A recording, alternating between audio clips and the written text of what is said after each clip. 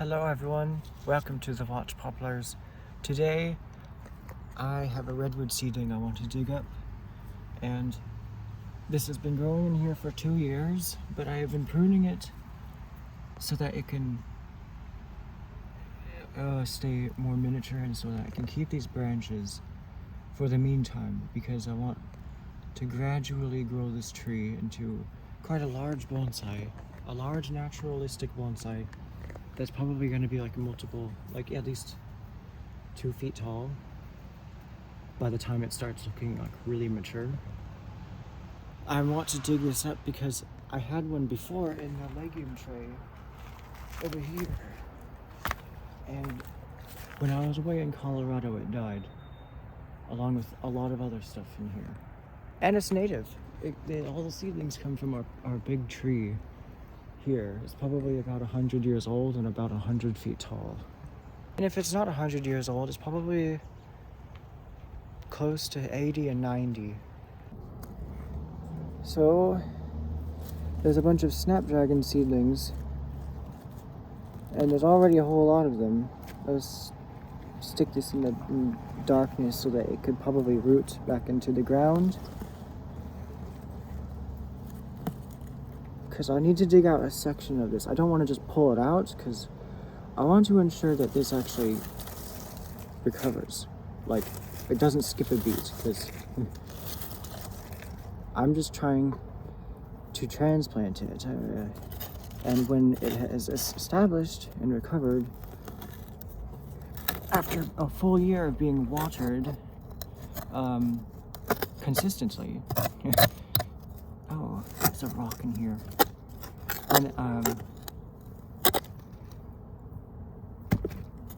And then I'll start the root pruning. There's another bigger seedling in here.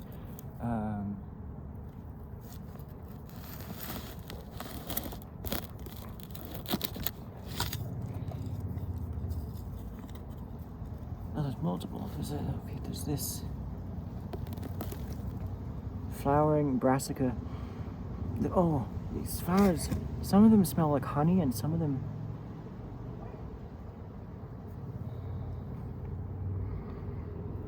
At the whatever genus this is, there are some species in the genus that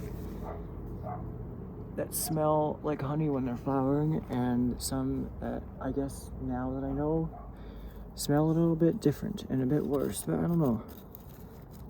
There's this snapdragon here. It's really tall.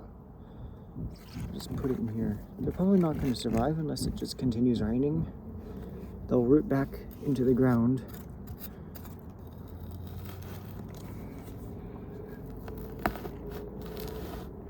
I'm cutting like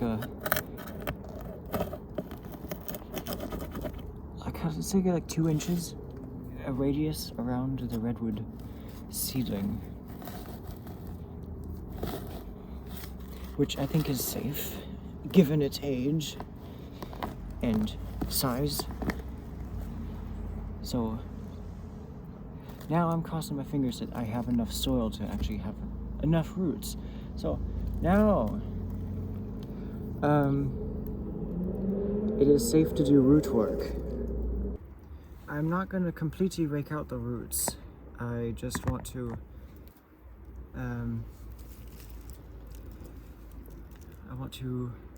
just make the soil fit into the pot. So first I need to remove the weeds. I can't kneel because it's wet. But that's better. So now there's a daisy here. These are the daisies that don't smell good. They smell like ass when they flower. And they're kind of weedy as well, so it's fine if they're just growing in the garden. Okay, I'm just gonna. I think this has. I haven't separated any of these plants in like 2 years, so I think. Oh, it feels interesting. This is very bad soil. Yeah, I don't want to reuse this soil. This is clay. Yeah, this is just the natural soil. It's very clay rich. and it doesn't want to move because there's so many roots. So I'm just gonna completely throw that away. Now, I think it's a bit too deep, well, the roots. So I'm gonna just make it shallower. I will not be cutting any roots. I like how do you like how the foliage kind of is white on the underside? I like that. I don't think it shows on the camera, but it's quite blue. So now I think that's shallow enough. Yes, and now I need to make sure it fits around the sides.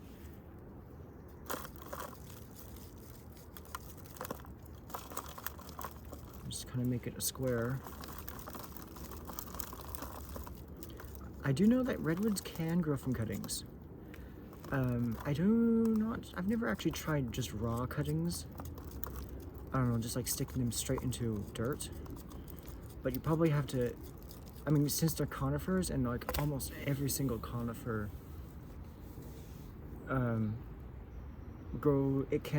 they don't have a high enough water mobility to grow from cuttings, which is the determining factor of why plants grow from cuttings. It's the ability to, how fast they move water. So if you get a fast cutting, like a fast water mobility, like a willow or a succulent, I think. Succulents are, I guess, they're fast water mobility, I think, unless it's different for succulents, but for willows, especially, and ficus, they are native to areas that are moist and wet, and they need to be able to react. So if a willow gets blown down, like, well, it breaks in a flood. Propagating itself is a way that it spreads, or it spreads, and and that is a survival technique that it has evolved to have, living in riparian areas. Ficus need to be able to grow roots, because if there's like a dry season or a drought, because even though they're tropicals, there could still be a drought. So they've evolved with that, and they just put roots into the air to, because if it's humid and the soil is dry, but they also put roots into the air. I mean, to grow down into the ground, to spread and prop the branches up. If it is like a spreading ficus, like the banyan trees, they will spread aerial roots to keep them up. Now, I think it would be fine. I mean, even if they didn't sprout any prop roots, they would still survive, because the branches would just bend, touch the ground, and then roots. They'd look like trunks just snaking across the ground. I don't know. But that is how they evolved. Plants that grow from cuttings have a high water mobility. And it basically, I went off topic. So if a cutting roots within a few days, it's above a plant that is able to it's able to react quickly enough to being separated from the parent plant that it can root itself if it is in the ideal conditions. But yeah, now I have got the redwood in the container, and it doesn't want to go any further in, so that's quite nice. I'm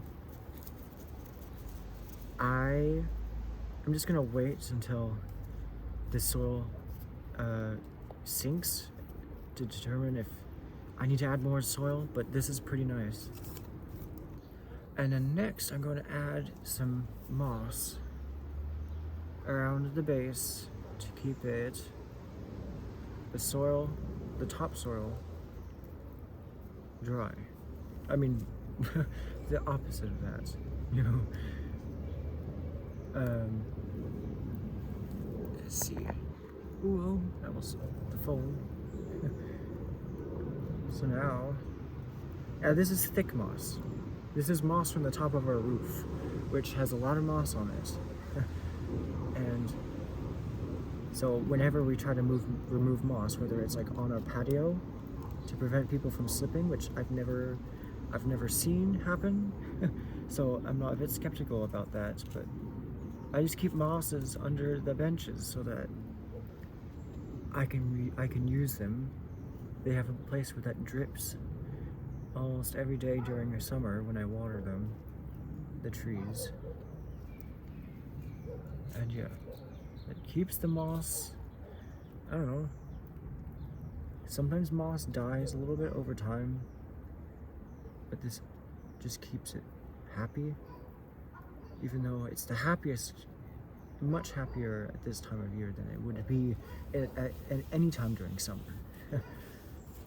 Also, the mushrooms here, I don't want to touch it because it's probably getting slimy, more slimy than it was, because I picked it out. I don't know. It still feels kind of resilient. I don't know. It, eventually mushrooms kind of get a bit sickening to look at. If I have to look at it for very long periods of time.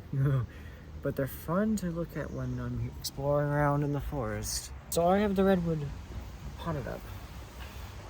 And I guess this is a short video, but I will see where to put this now. With the rest of my conifers, possibly. I have the Hinoki cypress is between the willows and the poplars over there. And there's the cypress, there's the gray pines and the Monterey pines.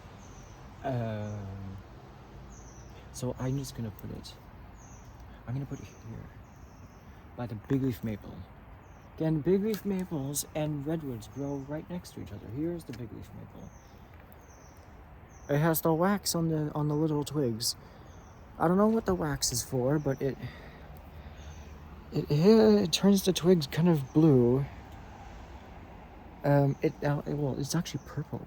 The twigs are purple. It's the same wax that it's epicuticular wax. It's coming from the cuticles. Unless cuticles are on a stem, right? I don't know. But I know they're on the leaves. But they maybe they're also on the stem. Because the big leaf maple leaves are not glaucous like the stems are. But it's the same wax as succulents have. It's the same kind of wax. I don't know why big leaf maples would have it, because they love water. And succulents have that wax so that, I don't know, they just have very pale, chalky-ish stems. Redwoods, I think sometimes they can get a bit of winter colors. They might turn a little bit bronze during winter, and I think that's because they're in Cupressaceae. Not all, of course, it's different for every species, but as far as I know, I feel like the redwoods, they don't really change color that much. I think they kind of dull in a little bit, but not as much as Hinoki cypress. This, during summer, this would be the color of, I don't know, the greenest thing you can see here would be like that color. But it's getting winter colors. It's turning a bit bronze, and this is normal. Because if you check the underside of the foliage, it's fine. It's perfectly green. I think I see something changing on the whatever this is. Well, of course, the pear. I don't actually. I'm not even sure if this is a Bradford pear because by this point, most, if not all, the Bradford pears are completely bare. I think. No, actually, that's very false. There are still some that have peak fall colors, but it could be the evergreen pear from Korea. I don't know, but there's this. Is this a spruce? No, it's not a spruce. It's not a spruce because it has needles of that are coming in pairs. Those needles, they are in pairs. It's a 2-needle pine, and it looks like it's about to form a candle at the tip. Candles are the spring extensions of growth on pines. So that's a candle bud, and it's swelling. So it looks like this has recovered. I think I did a lot of severe root pruning to this seedling in spring this year. So it's quite nice. And actually, it only grew that much. It only grew 1 centimeter last year actually. So given by this bud, it's gonna grow more than that probably this year. To make this video a bit longer, I like to extend my videos to like, I like to make my videos like at, you know, around 20 minutes long. I'm gonna do some pruning. So there's this elm, and I'm gonna remove the top of it so that where the leaves are, I'm gonna cut it right here. Because I don't know, if I'm not gonna completely cut off the top, I don't know. I'll decide. Oh, there's a spider with a little, whatever it is, an aphid in its mouth or something. I don't want to cut it. Okay, it's out of my way. So now,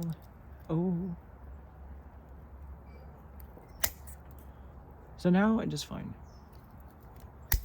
I'm going, sometime, maybe later this winter, I'm gonna cut right here and I'll leave a big stub so that it can die back without going past the living sprouts.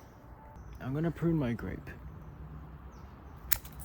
There. I don't know if that's a native grape, but there are native grapes here, and I would like to have one of those instead of a non-native one at this point. I also would like to prune the catalpa because I heard that pruning things in early winter or sooner will help the buds develop sooner. So the nodes become very hard to see, but I know there are buds there. So I'm just gonna prune it. I'm gonna prune it here. That's quite easy. Now these dogwoods. These Yosemite dogwoods, they still have leaves on. But I can just, and I don't want to keep the ramification they have developed because it's too high up. So I'll just prune them to sticks. Maybe this one a bit taller. And this one already has buds in a good place. So I prune there. I like the color of these twigs. They're like a very dark purple. And this red currant is almost, it's breaking dormancy. The buds, the buds, even before it defoliates, the buds already look like they're about to come out soon. So I'm gonna just call this a semi-evergreen plant. Well, because I'm just gonna say that this is semi-evergreen. Maybe where it's native to or in colder climates, it is deciduous, and the buds don't get this big before the fall colors end. But I'm gonna keep one of those. My hawthorn has not defoliated yet, and it already passed its peak fall colors, but I guess the fall colors last year happened too late for our very mild winters to freeze them off. I think the last one I want to prune is my sweet acacia. It kind of looks like it's growing, but it's been like this for like a month. It has a little leaf, but you know, the rest of the leaves, they're dropping their tiny little leaflets, so to help the buds develop sooner. I'm just gonna prune it here. I don't know if I want to repot it, because I need to let it strengthen, and it's been bent over to the side. I think it's a bit weak.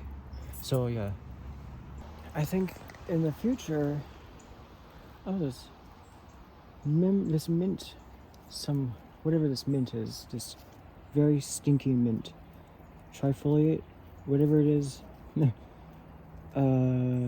These shoots are getting winter colors. They're fading. They used to be like really green. They used to be that green like a month ago, and now they're really fading, which is nice.